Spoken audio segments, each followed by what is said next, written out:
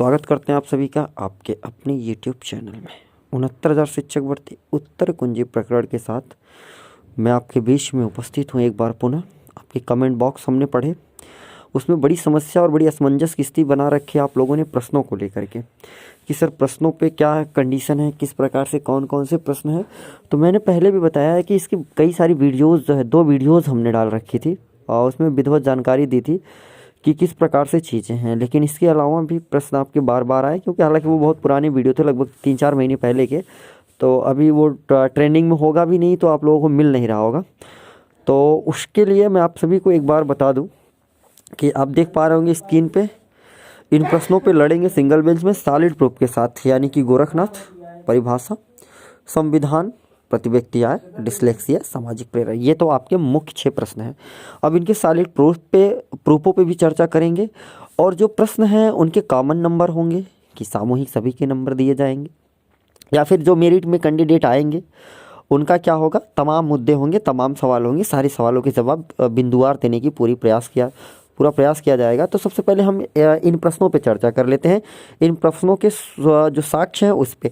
तो मैं आपको एक काउंटर एफिडेविट दिखाता हूँ। आप यहाँ पे देख पा रहे होंगे, ये काउंटर एफिडेविट है, ठीक है। ये काउंटर एफिडेविट जो है माननीय सरकार का है। देखिए यहाँ पे एक प्रश्न दिखा है, हालांकि दिख नहीं रहा होगा क्योंकि ये हमारे ही वीडियो का स्क्रीनशॉट लिया हुआ है, ठीक है। तो उसका आप देख पा रहे होंगे, नाथ पंथ नामक संप्रदाय के प्रवर्तक, ठीक है। ये प्रश्न था एक पहला, और इसमें जो काउंटर आया है उसके बारे में आपको बता दूं। उसमें काउंटर था मत्स्येंद्र नाथ गोरखनाथ के गुरु थे, जो कि नाथ पंथ संप्रदाय के संस्थापक थे। तो यहाँ पे एक मिस्टेक देखेंगे काउंटर में आपको, यहाँ प्रवर्तक के प्रश्न में प्रवर्तक है और यहाँ संस्थापक की बात की गई है, ठीक है। इसी प्रकार से भारत में गरीबी का आकलन है, इन्होंने जो है तेंदुलकर समिति 2019-2010 का काउंटर लगाया है, जबकि उसके बाद 2013 में एक समिति आ जाती है, ठीक है, जो ये कहती है कि प्रति व्यक्ति आय होता है उत्तर, ठीक है। तो इस प्रकार से है, और इसके बाद आरटीआई भी है इसकी, और इसके बाद आपका राजेंद्र प्रसाद वाला जो सवाल है यानी संविधान सभा का, उसमें भी आरटीआई आ चुकी है। उसमें भी आरटीआई में कहा जा रहा है कि राजेंद्र प्रसाद है। और इसके बाद जो ये परिभाषा है, परिभाषा तो बिल्कुल सीधे ही गलत है, ठीक है। इसमें आपको कुछ बताने की ज़रूरत नहीं, आपको पता है, आपने देखा भी होगा।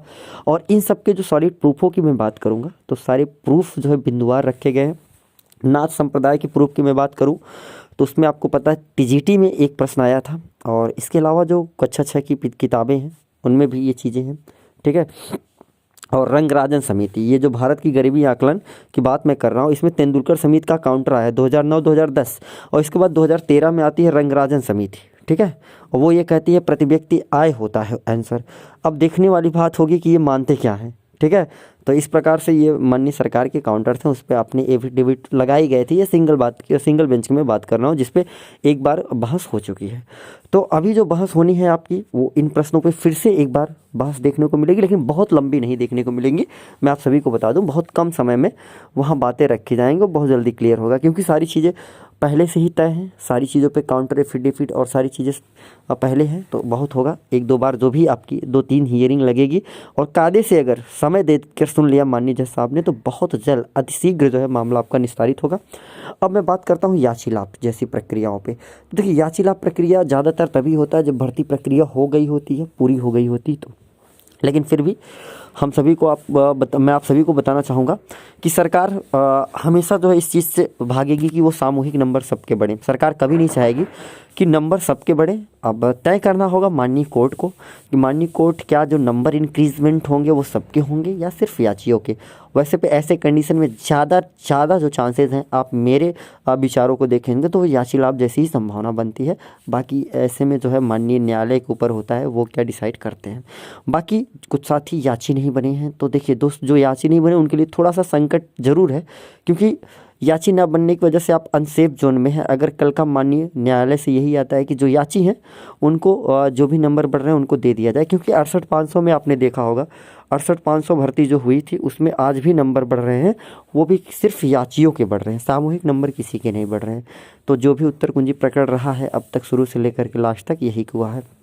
अब कुछ साथी ये कह रहे हैं कि सर नंबर बढ़ने के बाद अगर मेरिट लिस्ट में ना आए तो देखिए, ऐसा तो सिर्फ एक बार 72,000 शिक्षक भर्ती में हुआ था। वहाँ ये देखने को मिला था माननीय सुप्रीम कोर्ट से कि जो जिनका नंबर कम था वो अब जॉब कर रहे हैं, जिनका ज़्यादा था याची नहीं बने थे वो बेचारे बाहर हैं। तो मैं आप सभी को बताना चाहूँगा ये भी माननीय न्यायालय पे ही होगा। हम कैसे कह दें क्या किसी प्रकार का भविष्यवाणी, सिर्फ हम तैयारी कर सकते हैं और अपनी बातों को माननीय न्यायालय के समक्ष रख सकते हैं। बाकी संभावनाएं लगाना, तर्क लगाना लोग लगा लेते हैं, वो अपना जाने अपना लगाए, ठीक है, वो अलग बात है। बाकी याची कैसे बने, तो देखिए टीम द्वारा किसी प्रकार की कोई याची प्रक्रिया नहीं चालू है, ठीक है। आप स्वेच्छा से अपनी एसएलपी वगैरह दायर करके याची बन सकते हैं, लेकिन अतिशीघ्र आपको करना होगा क्योंकि समय कम है, ठीक है। इसलिए अगर जो भी करना है आप सब जिनको याची वगैरह बनना है वो अपना डाल सकते हैं, उसमें कोई दिक्कत नहीं है। तो ये आपके कमेंट बॉक्स से कुछ सवाल थे। हालांकि अभी हाई कोर्ट का ऑर्डर नहीं आया, ऑर्डर आने के बाद ऑर्डर पे भी चर्चा होगी। तो यही 6 प्रश्न है, मैं फिर से आपको प्रश्नों को दोहरा दे रहा हूँ। गोरखनाथ, परिभाषा, संविधान, प्रतिव्यक्तियाँ, डिस्लेक्सिया, सामाजिक प्रेरक। हालांकि एक साथी आज हमको कह रहे थे सर डिस्लेक्सिया सीटेट में पूछा गया है, तो ऐसा पेपर तो हमें नहीं मिला। अगर किसी साथी को मिला हो कि डिस्लेक्सिया वाला प्रश्न सीटेट में आया है तो उसको फ़ोटो खींच करके व्हाट्सएप कर देंगे, ठीक है, ग्रुप में भेज देंगे, टेलीग्राम ग्रुप में ही भेज देंगे, उसको देखा जाएगा, ठीक है। बाकी सामाजिक प्रेरक का प्रश्न भी सॉलिड है, इसके भी प्रूफ है। प्रतिव्यक्तियाँ का हमने आपको बताया कि काउंटर में जो लगा है वो लगा है तेंदुलकर समिति 2009-2010 में आई थी, जबकि रंगराजन समिति 2013 में आती है, ठीक है। संविधान सभा की आरटीआई है, उसके अलावा और भी साक्ष्य पीसीएस वगैरह के पेपर है, उसमें हाई कोर्ट जज वगैरह के पेपर्स को भी सबमिट किया गया है, ठीक है। अब इसके बाद परिभाषा की बात करते हैं। तो परिभाषा आपको पता है सीधे सीधे गलत है। परिभाषा के काउंटर हमने आपको नहीं दिखाया ना, देखिए परिभाषा का काउंटर दिखाते हैं। परिभाषा में काउंटर कितनी बढ़िया तर्क शक्ति है माननीय पीएनपी की, देखेंगे। देखिए विषय विशेषज्ञ के अनुसार यहाँ कटा है, पर अंकित विकल्प संख्या 1 2 3 4 1 2 4 पर नामित विशेषज्ञ को इससे कोई संबंध नहीं है, जबकि विकल्प संख्या 3 पर अंकित विशेष ग्राह्य सही है, ठीक है। प्रश्न निर्माणकर्ता द्वारा इस बात को ध्यान में रखा गया है कि प्रश्न तैयार किया गया है कि जिससे कि उसके अंदर तार्किक एवं परिस्थितियों के अनुसार निर्णय ले सकने की क्षमता को आंका जा सके, इसलिए विकल्प 3 सही है। कहने का मतलब इनका कहना यह है कि हम विकल्प 3 क्यों सही मान रहे हैं, यानी वेलफेयर ग्राह्य क्यों मार रहे हैं। तो उन्होंने कहा कि हम बस केवल जो है तर्क शक्ति जानना चाहते हैं अभ्यर्थियों की। तो महोदय हम जानना चाहते हैं कि जब ऑलरेडी तर्क शक्ति के प्रश्न रखे गए हैं तो फिर से तर्क शक्ति जांचने की ज़रूरत क्या है, मेरे समझ में यही नहीं आता। तो ये सारी बातें हुई थी, ये सारी बातें भविष्य में फिर आपको माननीय न्यायालय में देखने को मिलेगा। और मैं बात करता हूँ गोरखनाथ, तो इसका टीजीटी पे आया था, इसका मैंने ग्रुप में भेजा भी था और इसका जो है टीजीटी में पूछा गया था और किताब में है, कक्षा 6 में है। तो ये भी आपके सॉलिड प्रूफ हैं इसके, ठीक है। तो इन प्रश्नों को बहुत विधिवत तरीके से, बहुत सिलेक्टेड प्रश्न हैं ये, इस पर बहुत ज़्यादा मंथन करके प्रदेश के तमाम अभ्यर्थी, तमाम कोचिंगें, तमाम टीचर्स लगने के बाद जो है ये प्रश्न निकाले गए थे और इनके सॉलिड प्रूफ निकाले गए थे, जिनके दम पे आपने सिंगल बेंच में स्टे लिया था। बाकी प्रश्नों को तो चैलेंज किया गया लगभग 13 की संख्या में, लेकिन उन 13 प्रश्न जो चैलेंज किए गए जिनके द्वारा, उनका तो अता पता है नहीं, वो विवाद बना देते हैं औरों टीमों के लिए। जो सही प्रश्न है उन पे भी तलवार लटक जाती है इन 13 प्रश्नों की वजह से, ठीक है। तो खैर घबराने की बात नहीं है, अब डबल से हम सिंगल में आ चुका हैं, तो सिंगल में अब अपना जो है वही फिर से चीज़ें रहेंगी और फिर से पूरे दुगने रफ्तार, दुगने ताकत, पूरे जोश के साथ उतरेंगे और इन प्रश्नों के सॉलिड प्रूफ के साथ उतरेंगे। और यकीनन इन प्रश्नों में जब भी होगा, चाहे वो यूजीसी की रिपोर्ट भेजी जाए या माननीय सरकार द्वारा इस पे जो भी चीज़ें हों, वो देखना होगा क्या होता है। अभी भविष्यवाणी नहीं कर सकते। कुछ साथी कह रहे थे सर यूजीसी की रिपोर्ट चली गई तो कितने दिन में यूजीसी की रिपोर्ट आ सकती है। ज़्यादा से ज़्यादा आपको 15 से 20 दिन में यूजीसी की रिपोर्ट आ जाती है, उससे कम ही आ जाती है। वो दिशा निर्देश पे होता है माननीय न्यायालय की, माननीय न्यायालय क्या कहता है उस पर कितना दिन जाइए। और एक बात मैं बता दूँ, अगर यूजीसी की रिपोर्ट जाती है तो नंबरों की संख्या बढ़ने की ज़्यादा हो जाएगी, और ज़्यादा नंबर अगर बढ़ते हैं तो दोस्त का उस पर देखना ये होगा कि माननीय न्यायाधीश महोदय क्या लेंगे संज्ञान में। अगर उन्होंने कह दिया सामूहिक सबके नंबर बढ़ेंगे तब तो घंटाधार हो जाएगा, मतलब कुल मिला जुला के फिर तो समस्या हो जाएगी। सबका नंबर बढ़ेगा तो कहने का मतलब पूरी चयनित लिस्ट उलट पुलट जाएगी भविष्य में अगर ऐसा होता है। तो खैर ये भविष्य के गर्त में, इस पर सिर्फ किसी प्रकार की कोई टिप्पणी नहीं, बस अनुमान लगाया जा सकता है। आप भी लगा सकते हैं, हम भी लगा रहे हैं, और इससे ज़्यादा कुछ नहीं। बाकी यूट्यूब से बहुत सारी वीडियोज़ आपको मिलेंगी, ठीक है। और यूट्यूबर भी हमारे और आपके जैसे इंसान ही होते हैं, तो लोग तर्क लगाते हैं, अलग अलग चीज़ें हैं, उसके लिए आप कतई परेशान ना होंगे। और एक ख़ास बात, अब देखिएगा कल से आपको यूट्यूब के माध्यम से या फिर पोस्ट के माध्यम से बहुत सारे लोग आएंगे। वो ये कहेंगे साहब हमने जो है मामला ऐसा कर दिया, अब आप पैसा दीजिए, मामला जो हमारा सिंगल बेंच में आ गया, अब आप हमें सहयोग करिए। तो दोस्त बहुत सोच समझ के और बहुत फूंक के कदम रखना, मैं फिर से बता दे रहा हूँ, क्योंकि अभी तक लोग निकले नहीं थे, अब लोग निकलेंगे। तो जो निकलेंगे उन्हें जवाब देना आपका कार्य है कि भैया अब तक कहाँ थे।